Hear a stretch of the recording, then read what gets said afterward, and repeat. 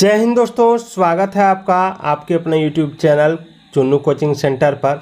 मैं राकेश कुमार राय और चुन्ना आपके लिए लेकर आया हूं एसएससी मल्टीटास्किंग स्टाफ यानी MTS परीक्षा 5/10/2021 में प्रथम पाली में अंग्रेजी से पूछे गए प्रश्नों को यानी जनरल इंग्लिश से पूछे गए प्रश्नों को रोज़ मैं आपको इंग्लिश का question paper, previous year question paper available करा रहा हूँ, अपलोड कर रहा हूँ अपने चैनल पर, ताकि आप लोगों को MTS की परीक्षा में सफलता मिल सके।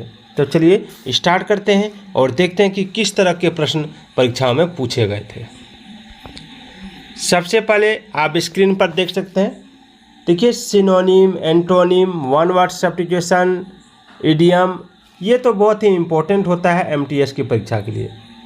तो यहाँ पे आप देख सकते हैं सिनोनिम से सवाल दिया गया है कि select the most appropriate synonym of the given word, यानी सिनोनिम का मतलब होता है पर्यायवाची शब्द। ठीक है, पर्यायवाची शब्द का मतलब होता है एक ही जैसा अर्थ रखने वाला। तो जैसे इंडल्जेंस, इंडल्जेंस जो होता है इसका सिनोनिम आपको बताना है। ठीक है, तो इंडल्जेंस का मतलब होता है संलिप्तता, संलिप्तता। ठीक है, या इसको आप बोल सकते हैं काइंडनेस भी बोल सकते हैं। ठीक है, काइंडनेस यानी दया का भाव जो होता है। ठीक है, अलाउंस भी बोल सकते हैं। ठीक है, उसके बाद अटेंशन भी बोल सकते हैं। इसमें जो ऑप्शन है वो हो जाएगा आपका लीनेंसी, लीनेंसी। ठीक है, याद रखिएगा। हो सकता है थोड़ा सा प्रोनाउंसिएशन में मेरा गड़बड़ी होता है, उसके लिए आप मुझे क्षमा कर दीजिएगा, लेकिन मैं सटीक ज्ञान आपको दे रहा हूँ।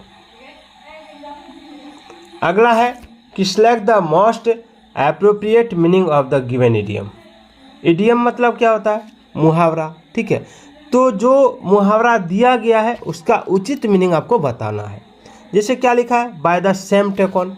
इसका हिंदी मीनिंग जानिएगा तो ऑटोमेटिक आप इसका मीनिंग भी निकाल लीजिएगा। ठीक है, by the same token, same मतलब होता है वही या उसी। ठीक है, तो बाय द सेम यानी बिल्कुल उसी तरीके से।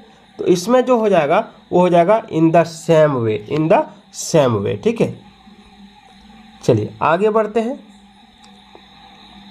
3 नंबर सवाल देखिए, लिखा है कि select the most appropriate option to fill in the blank, यानी सबसे उचित ऑप्शन चुन के खाली स्थान को भरना है। लिखा है today banking in A seamless world dash A distinct reality. ठीक है, यानी इसमें जो है, इसमें today banking in A seamless world is हो जाएगा। क्या हो जाएगा? इज। ठीक है, टुडे इज, इसमें इज का प्रयोग होगा, आर नहीं होगा, वाज नहीं होगा, हैव नहीं होगा, क्योंकि दिया गया जो प्रश्न है, ठीक है, इसके विकल्प पर अगर नज़र दौड़ाया तो पूरे विकल्प में हेल्पिंग वर्ब है। तो इसका अर्थ है कि हमें वाक्य के वास्तविक सब्जेक्ट के अनुसार हेल्पिंग वर्ब का चयन करना है। बैंकिंग यहाँ सब्जेक्ट है। ठीक है, और यह सिंगुलर है, इसलिए इज का चयन करेंगे। वाज भी सिंगुलर है पर टुडे के कारण वाज नहीं होगा, इसको याद रखिएगा। ठीक है,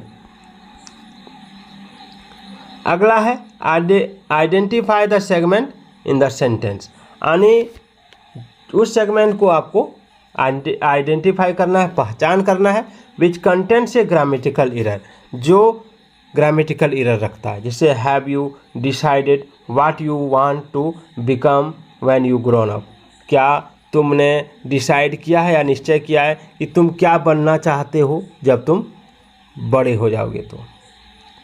तो देखिए यहाँ पे गलती क्या है, सो देखिए इस वाक्य के अंत में गलती जो रखी गई है, ठीक है, वो है सब्जेक्ट के बाद भारो थ्री। सब्जेक्ट के बाद भारो थ्री यानी यू के बाद ग्रोन अप लगा दिया गया, ग्रोन लगा दिया गया है। प्रश्न में ग्रोन अप के स्थान पर ग्रो अप होना चाहिए। क्या होना चाहिए? ग्रो अप, याद रखिएगा। ठीक है, अगला देखिए 5 नंबर सवाल कि select the most appropriate antonym of the given word, यानी सबसे उचित एंटोनिम चुन के आपको बताना है। किसका? तो गिवन वर्ड यानी दिए गए शब्द का। जैसे स्लाई लिखा है, SLY स्लाई, स्लाई मीन्स होता है कपटपूर्ण। क्या होता है? कपटपूर्ण। ठीक है, तो इसका जो एंटोनिम हो जाएगा वो हो जाएगा ऑनेस्ट यानी ईमानदार, और स्लाई माने कपटपूर्ण यानी बेईमान भी हो जाएगा। फिर आर्टलेस बोल सकते हैं, स्ट्रेट फॉरवर्ड बोल सकते हैं। ठीक है, चलिए आगे बढ़ते हैं। इसको थोड़ा छोटा कर देता हूँ। हाँ, 6 नंबर सवाल देख सकते हैं आप कि identify the segment in the sentence which contents A grammatical error, यानी आपको वैसे सेगमेंट को आइडेंटिफाई करना जिसमें ग्रामेटिकल एरर है, ठीक है, व्याकरण की दृष्टि से गलतियां हैं। देखा, सेल्डम है the discoveries of the world's greatest discoverers like Copernicus और गैलीलियो बिन फॉरगॉटन। देखिए, जब किसी वाक्य का प्रारंभ सेल्डम से हो, ठीक है, तो इन्वर्जन का प्रयोग अवश्य होना चाहिए, ठीक है। तो इसमें जो हो जाएगा वो हो जाएगा आपका ऑप्शन डी, सेल्डम है द डिस्कवरीज, ठीक है, सेल्डम है द डिस्कवरीज। यहाँ पे यही गलती है, ठीक है, सेल्डम है द डिस्कवरीज। तो यहाँ पर जो गलती है, भर का प्रयोग जो होता है बाद वाले नाउन पर निर्भर करता है। क्योंकि डिस्कवरीज प्लूरल है इसलिए हैज को है में बदला जाना चाहिए, यहाँ पे याद रखिएगा, ठीक है। यहाँ पर डिस्कवरीज के अनुसार हैव लगता है। अगला है select the incorrectly spelled word, यानी जिसका स्पेलिंग गलत है उसको सिलेक्ट करना है। जैसे इसमें जो गलती है, ठीक है, ऑब्वियस का स्पेलिंग सही है, क्वेयर का स्पेलिंग सही है, डीलर का सही है, लेकिन इसमें जो हेजिटेट है, हेजिटेट का स्पेलिंग गलत है। हेजिटेट का स्पेलिंग होता है आपका HESITATE, यहाँ पे ए लगता है, ठीक है, यहाँ पे ए लगता है। और हेजिटेट मतलब होता है हिचकिचाना या हिचकना, ठीक है। चलिए 8 नंबर देखिए कि select the incorrectly spelled word, यानी जिसका स्पेलिंग गलत है, ठीक है, उसको सिलेक्ट करना है। तो देखिए इसमें जो है स्पेलिंग गलत है, इसमें कंडीशन सही है, एडिबल भी सही है, मेडल भी सही है, लेकिन अथॉरिटी का स्पेलिंग गलत है। अथॉरिटी में ए लगता है पहले, ठीक है, ए लगता है, ओ की जगह पर ए लगेगा, AUTHORITY। और अथॉरिटी का मतलब होता है अधिकार, क्या होता है, अधिकार, याद रखिएगा, ठीक है, या आदेश देने वाला भी बोल सकते हैं। 9 नंबर देखिए कि select the most appropriate option to fill in the blank, यानी उचित ऑप्शन चुन के खाली स्थान भरना है। जैसे द डैश फॉर ये vaccine could take up to year. तो पूरा वाक्य जो है, ठीक है, पूरा वाक्य का आशय है कि वैक्सीन की खोज, इसका जो मीनिंग है वो हो जाएगा कि वैक्सीन की खोज में लगभग 1 साल लग सकता है। तो खोज तो सर्च हो जाएगा, क्या हो जाएगा, सर्च, ठीक है। 10 नंबर देखिए, 10 नंबर सवाल है कि select the most appropriate option to substitute the underlined segment in the given sentence. If there is no need to substitute it, select no substitution required.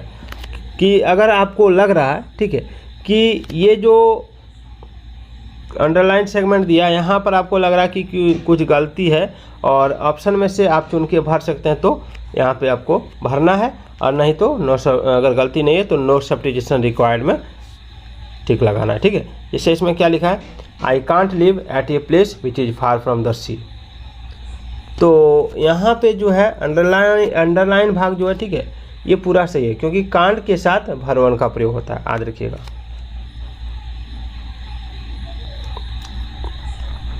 अगला है select the most appropriate synonym of the given word, यानी synonym यानी पर्यायवाची शब्द बताना है protest का। Protest verb होता है, ठीक है, वर्ब है, और प्रोटेस्ट का मीनिंग होता है विरोध करना। इसका सिनोनिम जो हो जाएगा वो हो जाएगा आपका ऑब्जेक्ट हो जाएगा। फिर डिसेंट भी होता है, ठीक है, तो डिसेंट तो है नहीं यहाँ पे। चलिए 12 नंबर देखिए कि select the most appropriate one word substitution for the given words, यानी अनेक शब्दों के बदले में एक शब्द में आपको आंसर देना है। जैसे one who interferes in the affair of others often for selfish reason, यानी वह जो किसी दूसरे के चक्कर में, ठीक है, इंटरफेयर करता है अपने स्वार्थी रीजन के कारण, ठीक है, तो उसको क्या कहते हैं, तो उसको कहते हैं एंटरलोपर, यानी इसका मीनिंग जो होता है वो कि बिना अनुमति के किसी विशेष स्थान या पर उपस्थित होने वाला व्यक्ति, ठीक है, तो इसको एंटरलोपर कहेंगे। 13 नंबर की select the most appropriate antonym of the given word, यानी नैरो का एंटोनिम बताना है।